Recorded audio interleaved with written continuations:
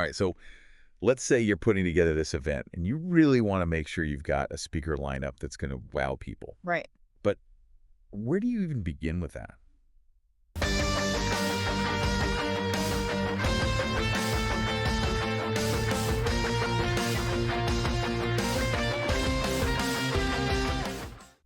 Well, I think the most common mistake that I see people making is just jumping straight to names. Yeah. They get caught up in the excitement of like, oh, we could get this big name, but they haven't really thought through Yeah. what their audience actually wants. Yeah, that makes sense. And it does seem obvious when you say it out loud, but honestly, I've been guilty of that myself in the past. Oh, for sure. You get so focused on the speaker's credentials or their popularity or whatever, Right. and you kind of forget to step back and ask, is this person actually the right fit for my audience? Exactly. And that's why I think these two Bazagbu articles that we're going to dive into today are so helpful Okay. because they really break down the process of not just finding great speakers, but finding the right speakers Yeah. for your specific event. That's awesome. Okay, so let's unpack these articles a little bit.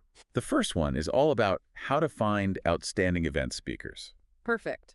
And it starts by talking about the importance of knowing your audience, which Mhm. is something that you already touched on a little bit. Right. But it goes beyond just basic demographics, right? Absolutely. It's about understanding your audience's interests, their pain points, what they're hoping to get out of your event. Uh-huh. Let's say you're planning a tech conference, right? Okay. And you know that 65% of attendees are men aged 25 to 40 working in software development. Okay.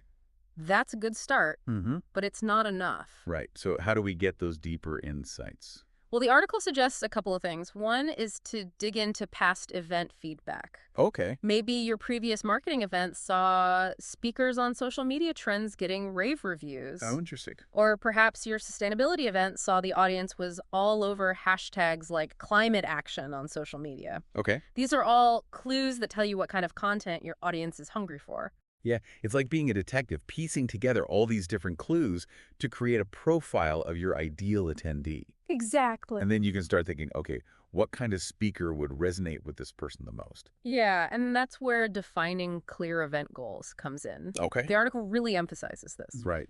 Are you aiming to educate your audience, inspire them, entertain them, or a mix of all three? Right. And I imagine having those goals will then act like a filter when you start looking at potential speakers. Exactly. So, for example, if your event theme is the future of AI in healthcare, Right. you'll naturally want speakers who are experts in that field. Yes. But then you have to think about, okay, but how do we want them to address this topic? And thinking about measurable objectives as well. Uh-huh. So instead of just saying educate attendees on AI in healthcare, Right. you might aim to inspire 70% of attendees to implement at least one new AI solution in their practice within 6 months of the event. Wow, that's so specific. Ex- Okay, I like that. Okay. All right, so now let's talk about actually finding these speakers. Okay.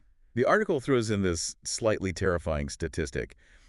53% of speakers increased their fees in 2023. Yeah, speaker fees are definitely on the rise, Okay. which makes thorough research even more crucial.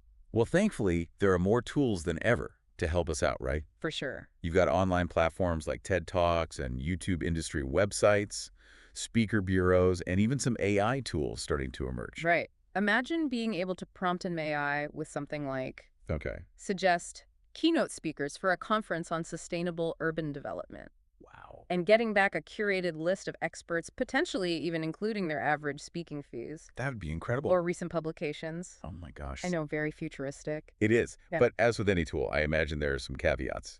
Absolutely. Don't just be swayed by a big name or fancy algorithm. Okay. You still need to do your due diligence. So what does that due diligence look like? It's about going beyond just a speaker's popularity and really digging into their credentials and past performance. Okay. Review their awards publications, analyze performance reviews. Maybe you can even contact previous event organizers to get their feedback. It makes sense. Wouldn't you feel more confident knowing that your speaker has a track record of wowing audiences? Definitely. And I think some speaker bureaus actually provide access to client reviews, which can be really helpful. For sure, you want to make sure you're choosing someone who not only knows their stuff, Right. but can also communicate it effectively and engage an audience. Yeah, for sure. Now, I want to make sure we touch on a topic that's really important in today's world, Okay. which is diversity and inclusion. Absolutely. The article points out that, sadly, a 2018 report showed that 70% of event speakers were male. Wow. That's a pretty stark statistic. It is, and it highlights why prioritizing diversity in our speaker lineups is so crucial. Mm-hmm. We need to make a conscious effort to ensure our events reflect a variety of voices and perspectives. So what are some concrete steps that event planners can take to make their events more inclusive? Well, it starts with expanding our networks and intentionally seeking out speakers from underrepresented groups. Okay. We need to challenge our own biases and look beyond our usual circles. Yeah. Are there some good organizations out there that specifically promote diversity and inclusion in speaking engagements? Yes, there are groups like the Speaker Diversity Database Mm-hmm. or the Women's Speaker Bureau can help connect event planners with speakers from a wide range of backgrounds. Okay. And don't underestimate the power of social media. Use hashtags like diversity speaker and inclusion speaker Well, that's smart. to find incredible individuals who are passionate about sharing their stories and expertise. So it sounds like it requires a bit of extra effort, Mhm. but it's definitely worth it to create a more diverse and representative event. Absolutely. And the benefits go beyond just inclusivity. Okay. Studies have shown that events with diverse speakers see higher attendee satisfaction and are generally perceived as more valuable and engaging. Awesome. Yeah. All right, so we found our amazing speakers, Yes. but now we need to present them to the world, and that's where killer speaker bios come in, right? Exactly. Think of the bio as that all-important first impression. Yeah. It's what's going to grab the attention of potential attendees and make them think, I need to hear this person speak. Absolutely, and this is where our second Bizabo article, Crafting Compelling Speaker Bios for Conferences, comes in. Yes. It breaks down all the key elements of a bio and provides some really helpful tips for making them stand out. We're talking name title affiliation, that all-important experience, section accomplishments, education, previous engagements, all the good stuff. Right, and of course, a touch of personality and contact information. Of course. Now, I remember reading somewhere that the Professional Convention Management Association, or PCMA, Yes. found that 78% of event organizers highly value previous speaking experience. That makes sense. So make sure to highlight those past gigs. Right, but don't just list them out. Okay. Weave those past speaking engagements into a narrative. If a speaker has presented at some major industry events, showcase that it adds instant credibility and piques interest. You know, it's surprising how many event organizers treat speaker bios as an afterthought, Right. but a poorly written bio can be a death knell. Think about it. It really can. You have just a few seconds to capture someone's attention and convince them that this speaker is worth their time. Absolutely. That's why this second article gives us 5 fantastic tips to make those bios shine, and we'll dive into those after a quick break. Sounds good. So those 5 tips to make our speaker bios shine. Right before the break, we were talking about how important those are, and I'm excited to dive in. Yeah, me too. So the first one was all about tailoring the bio to your specific event and audience. Okay, that makes sense. So, for example, if you're hosting like a C-suite focused event, Right. you'd probably want to highlight the speaker's executive experience and their leadership qualities. Exactly. It's about making sure that bio is relevant to the people who will be reading it. Mhm. You want them to see right away why the speaker is someone they should be interested in. Yeah, I got it. And what was tip number 2? Number 2 was all about structure. Okay. Nobody wants to wade through a wall of text, so keeping it concise and easy to read is key. Oh, for sure. And I feel like that's good advice in general for just about anything you write, Right. especially in today's world where people are so busy and distracted. Yeah, and there was actually a recent study that found that bios under 300 words had a 60% higher engagement rate. Oh, wow. So aim for that sweet spot. That makes sense. You want to give people enough information to pique their interest, Right. but not overwhelm them with too much detail. Exactly. Okay, what about tip number 3? Number 3, social proof and credibility. Include things like testimonials, endorsements, awards, publications, anything that really establishes that speaker as a thought leader. And I bet there's data to back that up, right? Oh, there is. There was a report in 2022 that showed speakers who included quantifiable achievements in their bios were 40% more likely to be selected by event organizers. Wow, okay, so those stats definitely matter. They do, but data isn't everything. Tip number 4 was about adding a personal touch. Okay.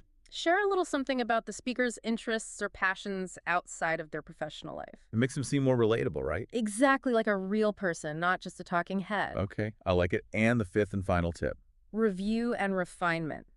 Don't just hit publish after the first draft. Yeah, so many people do that. Get feedback proofread carefully. Make sure it flows well. Yeah. You want to put your best foot forward. For sure. Speaking of making things easier, I'm curious to hear your thoughts on using AI for speaker bio writing. Mm-hmm. Seems like those tools could be quite handy. They absolutely can. AI can definitely be a valuable assistant in this process. Okay. Imagine feeding a prompt like, write a comprehensive speaker bio for speaker's name who will speak at our upcoming event name about topic into ChatGPT Right. and potentially getting a pretty solid first draft in return. Right, because even if it's not perfect, it's still a starting point. Yeah, exactly. But remember, AI is still a work in progress, so you will want to fact check anything it generates Okay. and refine it to make sure it's accurate and truly reflects the speaker's unique voice and expertise. Right, because the human touch is still really important.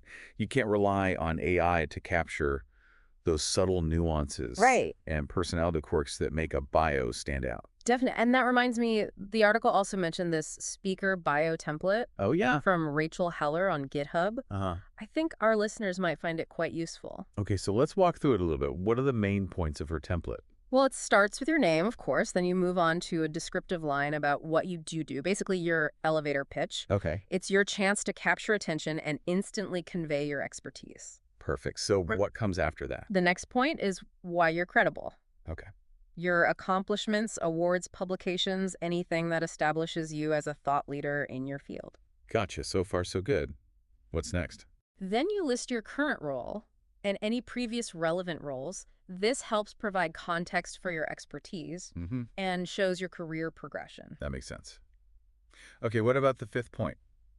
Fifth point, any extracurricular professional accolades or organizations you're part of. Okay. This demonstrates your involvement in the wider professional community Okay. and adds another layer of credibility. So it shows you're not just someone who sits in an office all day, Right. but is actively engaged in your field. Exactly. And the last point, the humanizing one, something personal, a little touch of personality that makes you relatable and memorable. I love that she includes that it's so important to connect with people on a human level, It is. especially in today's digital world where everything can feel so impersonal. Yeah, absolutely. Now, the article also includes some examples of effective speaker bios. Okay. And one that stood out to me was Therese Kosova's bio for a DE&I conference. I remember that one. What made it so effective? Well, it did a great job of highlighting her work experience in multiple countries and how that experience connects to DE&I. So it's like she's saying, I've walked the walk, not just talked the talk. Right. It shows her depth of knowledge and understanding of the topic. Yeah. In a concise and engaging way, it's a great example of how to weave in personal and professional experience to create a compelling narrative. Awesome.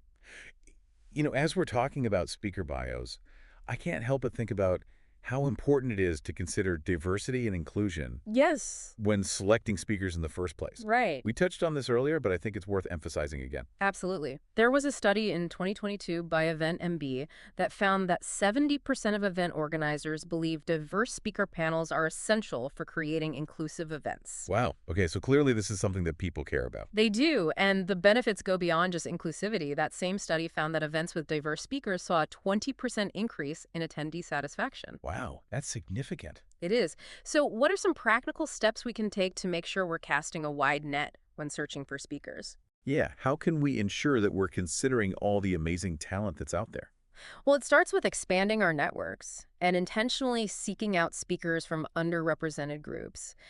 We need to look beyond our usual circles and there are some fantastic organizations out there that specifically promote diversity and inclusion in speaking engagements, like the Speaker Diversity Database we mentioned before. Huh? There's also the Women's Speaker Bureau, Right. which focuses on promoting and showcasing female speakers. These resources are so valuable for event planners who are serious about creating more inclusive They are. and representative events. Yes, and don't forget about social media.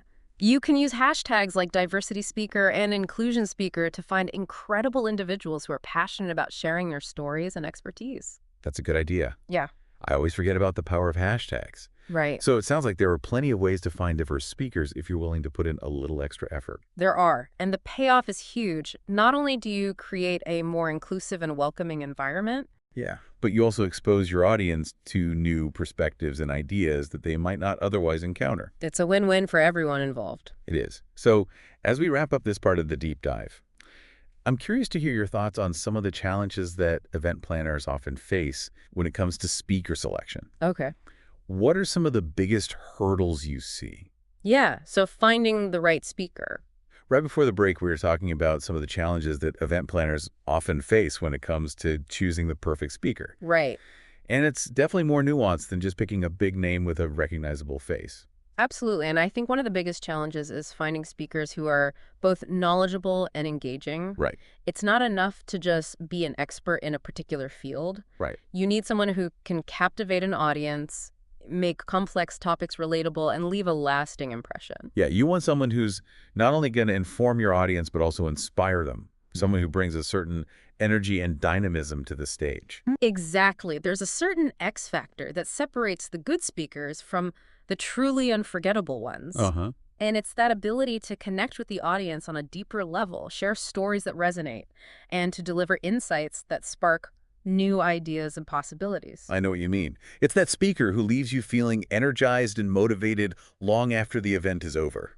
Right. You're still thinking about their words days later. Precisely. And a lot of that comes down to authenticity. Uh-huh. Audiences can spot a phony a mile away. Yeah. They crave speakers who are genuine, relatable, and passionate about their topics. When a speaker is authentic, Mhm. it just builds trust and credibility. Mhm. It allows them to connect with the audience on a more human level. Yeah. Another important trait is storytelling. Oh, yeah.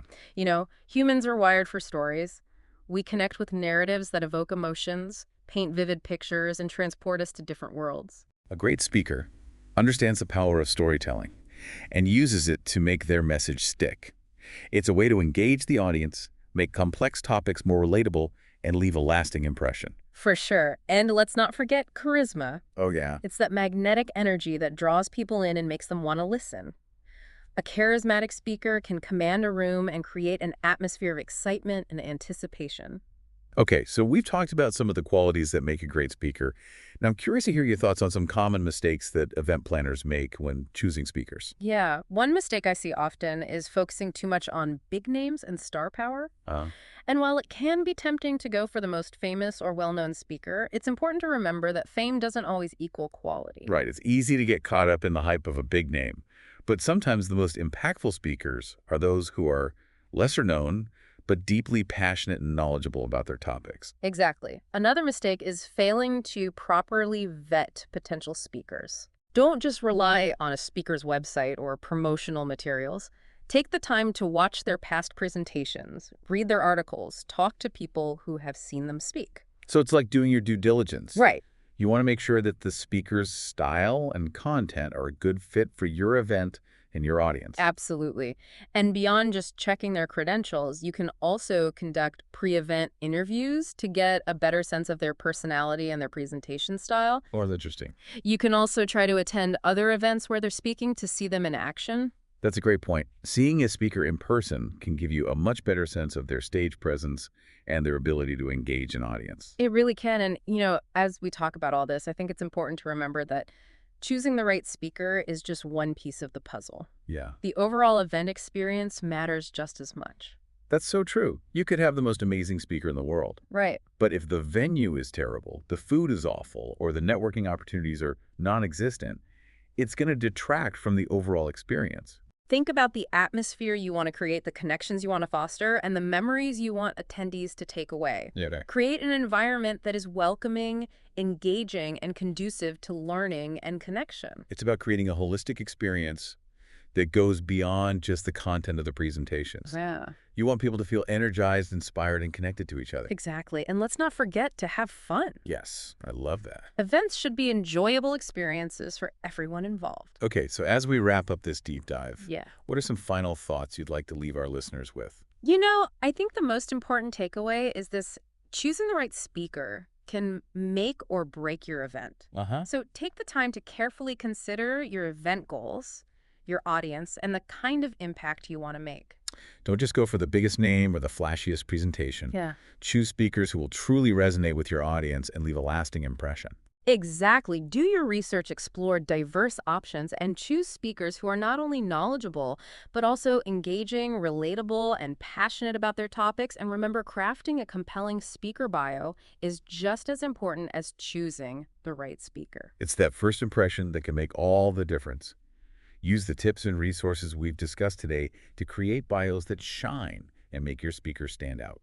Well, it's been a pleasure joining you on this deep dive into the world of finding and showcasing exceptional speakers. We hope you've gained some valuable insights that will help you create truly remarkable events. Thank you so much for joining us. And remember, the right speaker can elevate your event to new heights and create an experience that will be talked about for years to come. Until next time, happy planning.